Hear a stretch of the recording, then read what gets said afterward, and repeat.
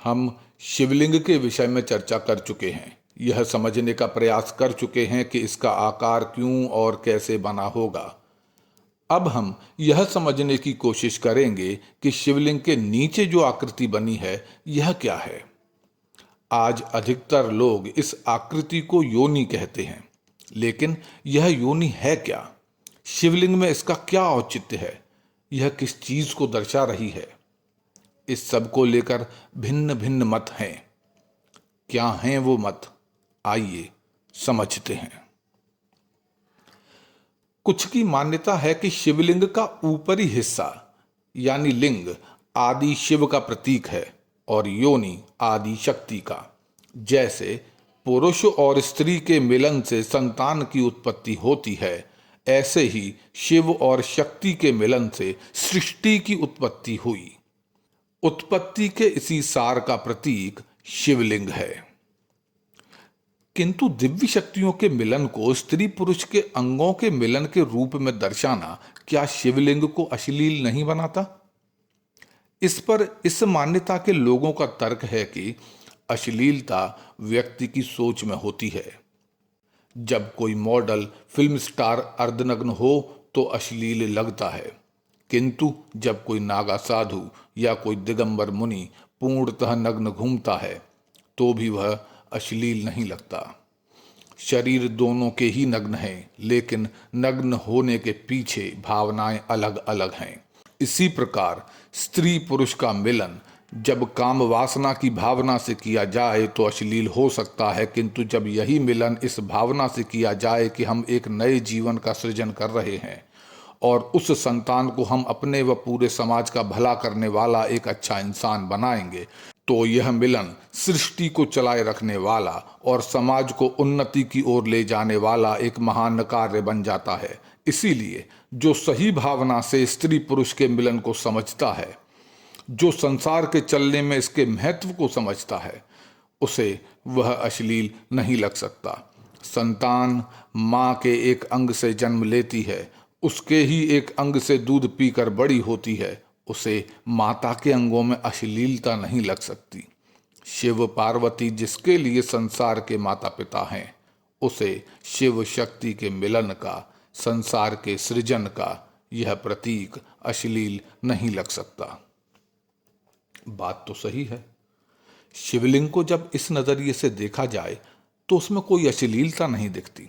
दिखता है तो बस एक महान आध्यात्मिक संदेश, सृष्टि के सृजन का चित्रण, फिर भले ही उसे स्त्री पुरुष के अंगों की आकृति के रूप में ही क्यों न दर्शाया गया हो, उसमें कोई दिक्कत नहीं लगती। लेकिन दिक्कत तब लगती है जब हमें पता हो कि वास्तव में शिवलिंग को स्त्री पुरुष के अंगों से प्रेरित होकर बनाया ही नहीं गया था, बल्कि बाद में मूर्खतावश कुछ लोगों ने उसे लिंग और योनि के मिलन के तौर पर देखा और दिखाया और फिर इसको जस्टिफाई करने के लिए अनेकों तर्क, कहानियां और बड़ी बड़ी बातें और फिलॉसफी गढ़ दी। समय के साथ कई लोग इसी मूर्खता का शिकार होते गए और शिवलिंग को बस यही समझने लगे। तो अगर शिवलिंग स्त्री पुरुष के अंगों की आकृति नहीं है, अगर यह लिंग और योनि के मिलन का प्रतीक नहीं है, तो फिर क्या है शिवलिंग? इस पर कुछ की मान्यता है कि शिवलिंग में लिंग पुरुष के अंग विशेष की आकृति नहीं, अपितु ईश्वर यानी शिव का प्रतीक है। संस्कृत में लिंग पुरुष के विशेष अंग को नहीं बल्कि किसी चिन्ह को कहते हैं, प्रतीक को कहते हैं। हिंदी में भी लिंग स्त्री या पुरुष जाति का बोध कराने वाले शब्द होते हैं। लिंग कोई अश्लील शब्द नहीं है, वरना बच्चों को व्याकरण में स्त्रीलिंग पुल्लिंग नहीं पढ़ाए जाते, फॉर्म में लिंग नहीं पूछा जाता।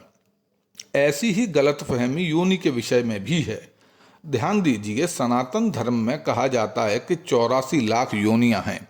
बुरा कर्म करोगे तो नीच योनि में जन्मोगे, पशु योनि मिलेगी, मनुष्य योनि में जन्म बड़े भाग्य से मिलता है, आदि आदि। देखा जाए तो यहाँ योनि का मतलब किसी अंग विशेष से नहीं बल्कि प्रादुर्भाव से है, प्रकटीकरण से है। जब पशु योनि या मनुष्य योनि की बात होती है तो उसमें पशुओं या मनुष्यों के नर मादा आदि सभी सम्मिलित होते हैं। जैसे महिलाएं और पुरुष दोनों ही मानव योनि में जन्मे हैं। यदि योनि केवल स्त्री से जुड़ा शब्द होता तो केवल स्त्री के लिए ही इस्तेमाल होता, पुरुष के लिए नहीं। लेकिन यहाँ योनि को स्त्री पुरुष दोनों के लिए इस्तेमाल किया जाता है।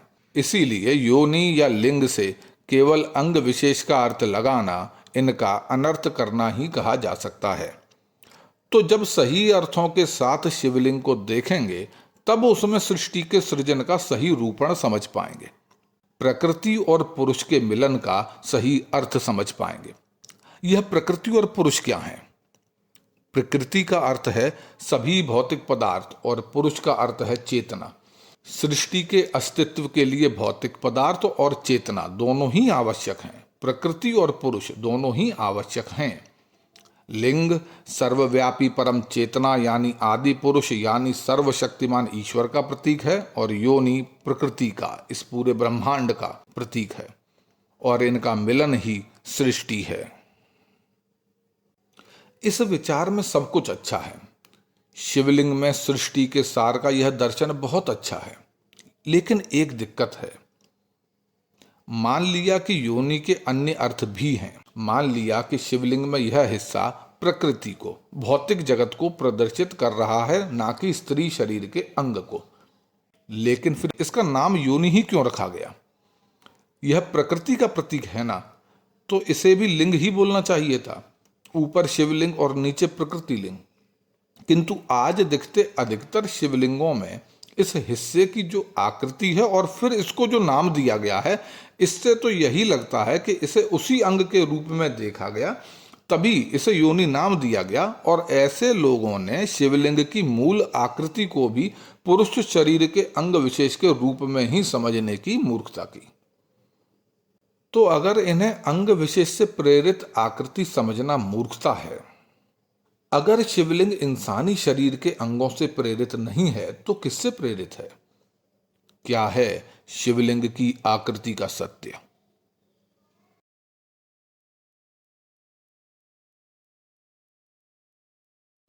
वीडियो पसंद आने पर कृपया लाइक करें, शेयर करें और चैनल को सब्सक्राइब करके बेल आइकन ज़रूर दबा दें ताकि हमारे आने वाली वीडियोस की जानकारी सबसे पहले आप तक पहुंचे। धन्यवाद।